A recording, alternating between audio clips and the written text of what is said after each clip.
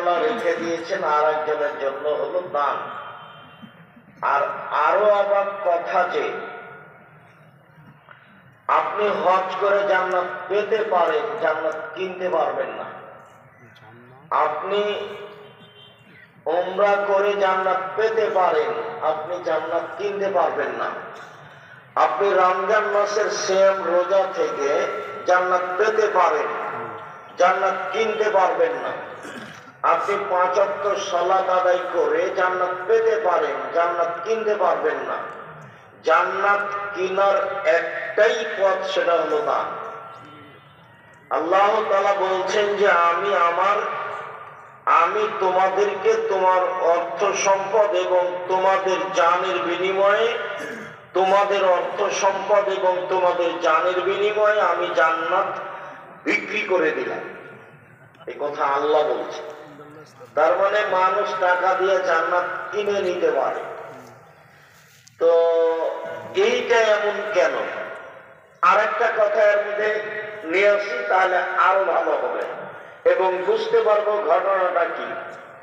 উপার্জনের 4টা পথ আছে দুনিয়াতে। একটা পথ হলো দিন মজুরি, কামলা কিষান, সন্ধ্যার সময় টাকা শেষ। 2 হলো চাকরি, সাধারণত 25 দিনে টাকা শেষ হয়। 3 হলো জমি চাষ, সমান সমান না হয় লস। 4 হলো ব্যবসা। তখন রাসূল সাল্লাল্লাহু আলাইহি সাল্লাম বলছেন, পৃথিবীর মানুষ শোনো, সত্যবাদী বিশ্বস্ত ব্যবসায়ীরা নবীদের সাথে জান্নাতে থাকবে। এই কথাটা ধরে রাখেন, এই কথাটা স্পষ্ট করছে একটু পরে। নবীর সাথে থাকা কাজটা খুব কঠিন। খুব ভালোভাবে মনে আছে, একজন সাহাবী রাসূলের সাথে ছিলেন। তো সন্ধ্যা রাতের দিকেই ওযুর পানি আর মেশক নিয়ে এসে রাসূলের কাছে উপস্থিত। আল্লাহ রাসূল এলেন, ওযুর পানি আর মেশক নিয়ে। তো আল্লাহ রাসূল খুশি হয়ে বলছেন, সালমা শেতা, তোমার মনে যেটা চাই সেটাই চাও, আমি তোমাকে দিয়ে দেব। চাও, কিছু চাও, আমি তোমার কাজে খুব খুশি হয়েছি।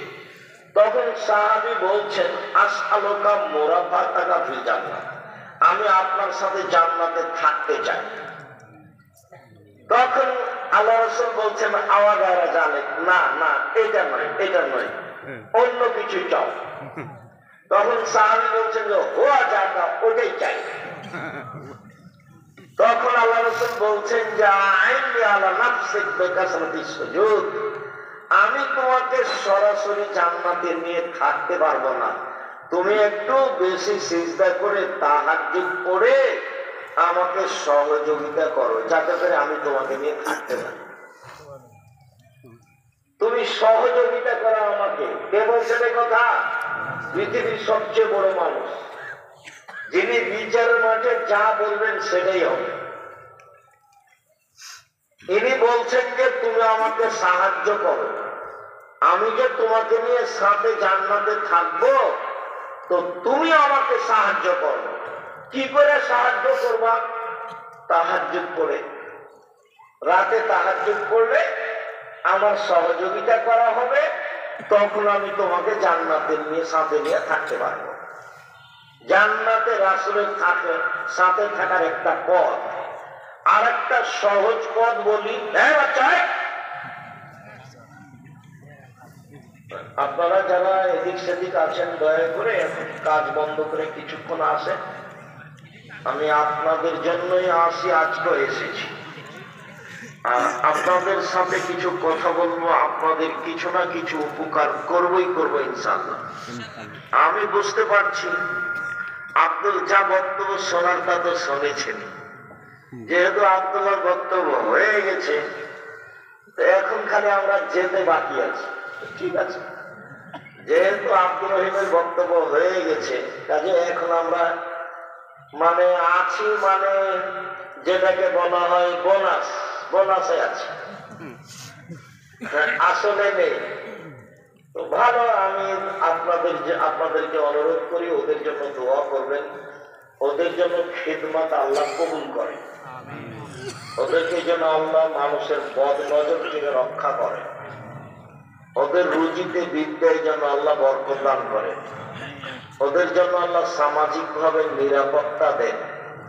আমি আপনার ছেলে মেয়ের জন্য আন্তরিক ভাবে দোয়া করি, আল্লাহ যেন আপনার ছেলে মেয়েকে আপনার একটা ভালো লক্ষ্য উদ্দেশ্যে পৌঁছে দেয়। উনি সর্বশক্তিমান, উনি পারেন, ওর নাম আজিজ, পরাক্রমশালী, করলে তার কেউ বিচার করতে পারবে না। উনি যদি কাল ফেরাউনকে ক্ষমা করে দেন তো কেউ বলতে পারবে না হ্যাঁ ফেরাউনের ক্ষমা হবে, মানে কেমনে ক্ষমা হয় দেখছি, এইরকম কথা কেউ বলতে পারবে না। উনি সর্বশক্তিমান। আপনার ছেলে মেয়েকে আল্লাহ আপনার ভালো লক্ষ্য উদ্দেশ্যে পৌঁছে দিক, এটাও আমি আন্তরিকভাবে আপনার জন্য দোয়া করি।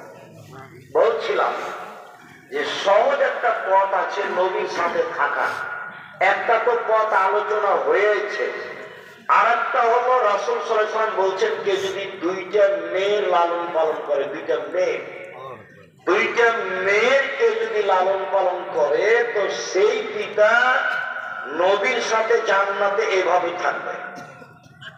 আঙ্গুল দুটো দেখেন জমা হয়ে আছে,